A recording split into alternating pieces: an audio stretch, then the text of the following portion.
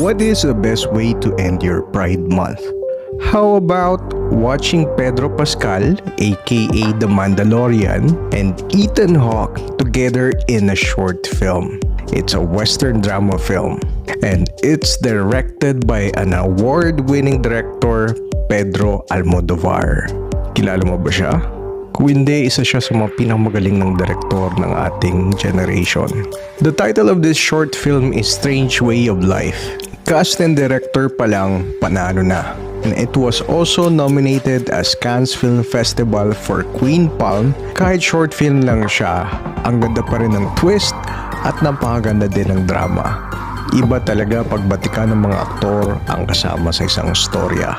At ang rating namin ni Olga sa movie na Strange Way of Life is 3 out of 5. Strange Way of Life is currently